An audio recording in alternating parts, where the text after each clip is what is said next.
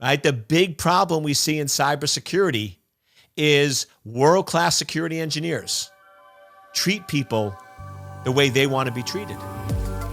Welcome to Life of a CISO. I'm Dr. Eric Cole, your host, and we'll be taking you on a journey each week on what it takes to be a CISO and what are solutions that you can implement today if you are currently a Chief Information Security Officer or if you want to be one in the future. This is Life of a CISO. Welcome to this week's episode of Life of a CISO with yours truly, Dr. Eric Cole.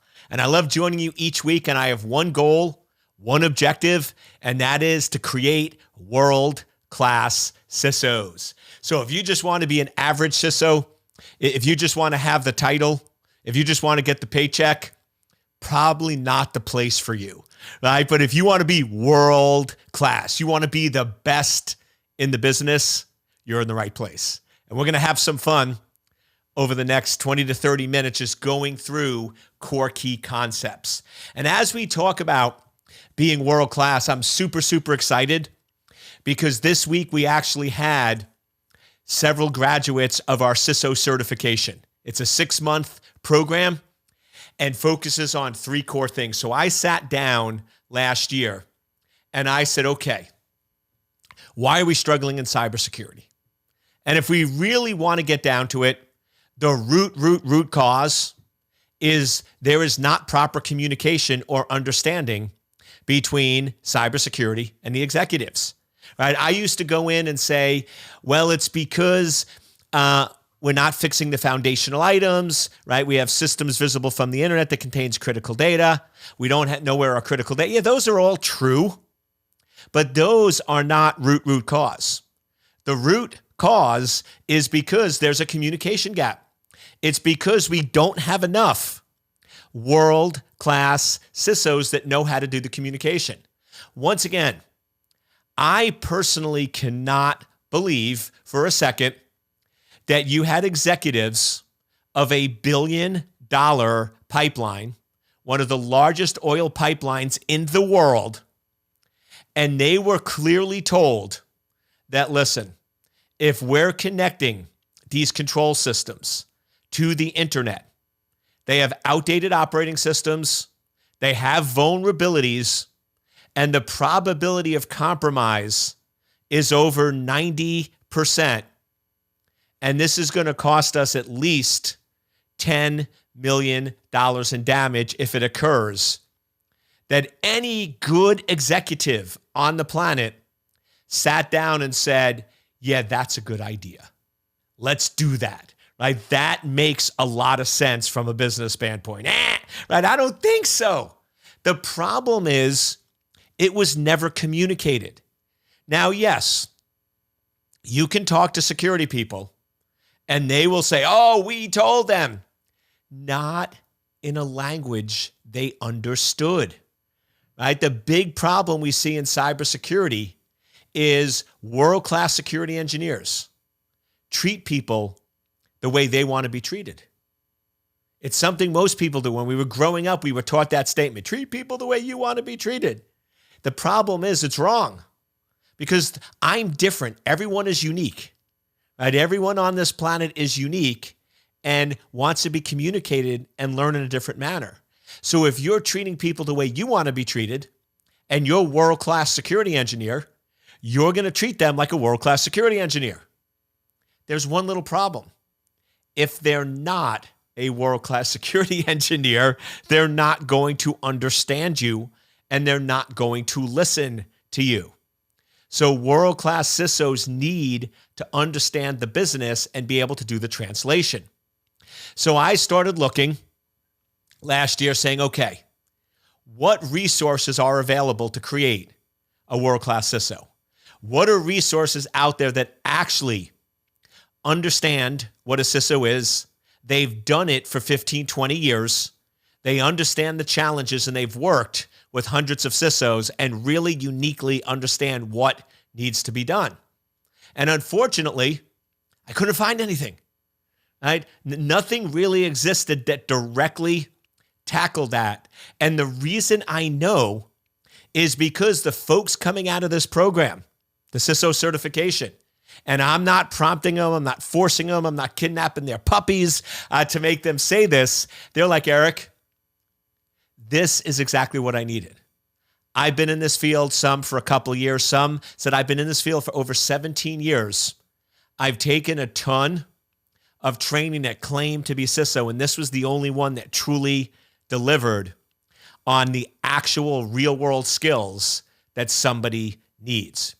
So I went in, and the first thing I said is, okay, we need a knowledge transfer. You need a core set of knowledge that's business and that's strategic. And I go through the questions, the assessments, all the components and things that a world-class CISO needs. And I thought it was going to be about 25 hours. It's about 40 hours of pre-recorded content.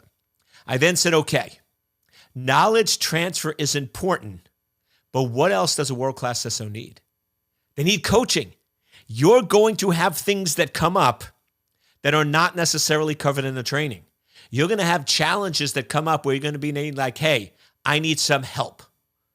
So we have 6 months worth of group coaching with me. You jump on a call with me and we go through and say, okay, who's got challenges, who has issues? And it's a group coaching call. And what I found so interesting is several people came back and said, Eric, we haven't done group coaching before. And I'll be honest with you, when we started the program, I wasn't sure. But the funniest thing, they said, Eric, when you're coaching other people, I actually get more out of it than when you were coaching me, because I don't always know the right questions to ask. And when you're coaching me, I'm trying to pay attention. And when you're coaching others, I'm focusing, taking notes, and learning. So if you've never been on group coaching, it's a very, very powerful experience and something I've been doing for a while. So then I said, okay, you got knowledge transfer, you have group coaching. What else does a world-class CISO need? Just want to take a quick break. I hope you're enjoying the show. I have this free webinar that I would love for you to check out if you want to become a world-class CISO. And I will tell you, I'm a big fan of coaches. I go through coaches every couple of years. Not that they're bad, not that they're not awesome, but I go to a coach based on a current stage or challenge I'm having in my life. And then once they solve that, because they're the best in the business at that, when I have a new challenge, I need to move to a new coach that has that experience, right? If I'm trying to go in and learn how to be the fastest person on the field, I want to be able to run, sprint, move, and be the quickest, fastest, most agile person. That's going to be one coach. Once I get that down, I then reassess and say, okay, now my weakness is catching. I need to be, now that I have the new speed, I have to learn how to catch again, right? Because the ball is coming at me a lot quicker and I'm moving faster. You need a different coach for that, right? So coaches naturally change. Now I stay friends with most of my coaches, but I've gone through a lot of coaches and I expect you to probably go through coaches. However, despite all that coaching, through my career, I've always had 3 to 4 colleagues that we've been in it together. People call this a mastermind. People call this a trust. People call this friends, right? People call this drinking buddies, whatever you're into. But the point is, you have a group of people that you bond with that are similar, and you continue the journey for a long time with. And I said, world-class CISOs need that and must have that. So we also created a private peer group where you can go in, and the goal, and I ask everyone that finishes the CISO cert, have you met 3 to 5 people? And if you haven't, then I'm not letting you go, right? I'm gonna pull you back and say, I'm gonna introduce you to some folks, which I thought I did, right? But we need to get you a couple folks. So the third piece is there's a private group where you interact. I'm involved, but it's really meant to be a peer group, not led or taught by me, but interacting with peers so you can build bonds with other folks that are similar to you, and then you can continue that journey. So that's the world-class CISO cert. And like I said, now I have real data. I truly believed those 3 things were critical, and I truly believed that this would be life-changing and create world-class CISOs. Now I have the data to prove it. Now I have folks that have actually completed it, gone through it, have jobs, and have taken their whole career, and in some cases, their life to a whole new level. So if you're interested, secure-anchor.com/CISO, or you can email me directly and somebody from my team, ecole@secure-anchor.com. You can post a message below, but we'd love to jump on a call with you, just see where you're at and see if we can help you become world class. Because let's face it, you can do it yourself, right? We push out information. I put a lot of data out there on being world class CISO. And the comment I always get from some folks is, Eric, you're wrong. The only way to be a world-class CISO is to work in security for 12 years, get so embedded in the company they don't want to lose you, and get promoted to a CISO. Now, two problems with that. One is, yes, you can learn on your own. Right? I put a lot of free content out there. There's other information. You can read your own books. You can do your own studies. So yes, you can go and do that journey on your own. But here's what I've learned in life. I could go in and learn everything on my own, and it's a long, bumpy road, and I will eventually get there, and you will eventually get there. What I prefer to do is find somebody that's already there, that have all the cuts, bruises, and learn from them so I can get there quicker and faster and better. My philosophy in life is let other people make the mistakes and learn from them, right? So if you want to get there quicker and faster to become world class, then this is the certification for you. Second piece, I actually disagree. Being a world-class security engineer for 12 years makes it extremely difficult to be a world-class CISO. Now, I've done it. I can do it with you. I have several folks that have done that. I can transition you. But the point is, if you've done something for 12 years, there's two things you got to remember. One, you're really, really good at it. You know it inside and out, and that's your default mode of operating. And second, that's what you really love to do. Now, if you've been doing something for 12 years and you're miserable, we got to get you on the couch, right? I'll see if Dr. Phil's available to help you out there, right? So the point is there's a different problem, but the point is if you've been doing something for 12 years, you love it, and that's your default mode. So if you go into a CISO position, even though your title has changed, if you don't drastically and fully aware change your mindset and focus, you're going to fall back to what you know. And you're basically going to be a world-class security engineer with a CISO title, which doesn't work out too well, right? Which doesn't really get you to where you want to be. So I'd love to help you. Go ahead, set up a call, secure-anchor.com/CISO. We'll jump on a call. We'll see where you're at. We'll see if we can help you. And the big thing I always tell my team is be honest, right? This is not right for everyone, but if you want to get there quicker, faster, better, learn from the experts and have a proven system, then you definitely want to look at our world-class CISO certification. So what I'd like to cover today, because I've been getting this a lot, is, okay, Eric, when you become a CISO, what's sort of the first 90 days? Right? Like, what's the first 90 days that you go in and start that journey? And by the way, this is awesome for anybody. So even if you're not a world-class CISO, you can actually do this to become it. I've had cases where a company didn't have a CISO, or not my ideal scenario, but they had a CISO that wasn't effective, right? And I trained folks to go in and do this. And the company then looked and said, wait a second, we need a CISO, or they should be our CISO. So doing this even without the title is not bad. This is also something, if you're vCISO, great way to start off your gigs and engagement. And also, if you are an existing CISO, this is a good spot check to do every quarter, every 6 months, or every year, because it changes.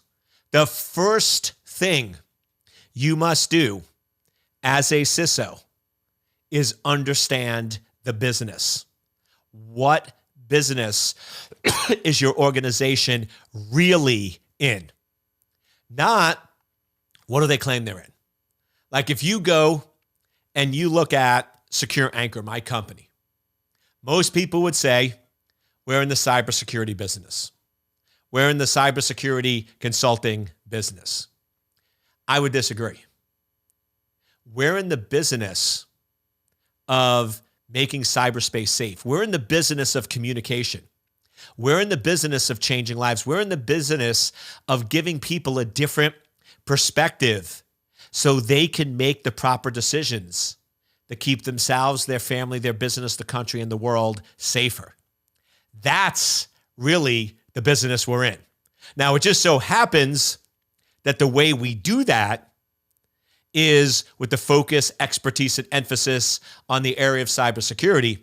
Cybersecurity is the subject that my business focuses on, but it's not really the business we're in. And that's something that some people struggle with and make mistakes on. So for example, we worked with a biomedical company and the IT security wasn't good. There were a lot of frustrations, a lot of issues. So they brought us in. And the problem is when you talk to the IT and security people, they kept saying, Eric, we're in the infectious disease testing business. And as long as they can go in and run their tests, then we're good. That's all we focus on. Well, when I talk to the executives and when I talk to the people that ran the lab and everyone else, they said, Eric, this is a very competitive space. We're known for getting a 4-hour turnaround on test results when they arrive. So when UPS, FedEx, United States Postal Service drops the package and it lands, so you go in and check your shipping notices and it says package arrived at facility. Within 4 hours, you'll have your testing results. And we're known to have the easiest, most straightforward interface for people to understand, get the results, and interact with their doctors. That's what we're known for. Problem: IT and security didn't understand that. So they built a system that was fairly cumbersome. It was very, very secure, but it was very difficult to use. A lot of people couldn't go in and find it because it was so cumbersome. And on the current system, average results were 10 to 12 hours. Now, problem: I sat with the CIO, and I kid you not, I don't know how this disconnect happens, but it happens. And I sat with the CEO and he goes, Eric, I don't know why everyone's so mad at us. They're always giving us a hard time. They're always picking us. They don't respect what we do. We're able to get results in 24 hours. That's pretty amazing.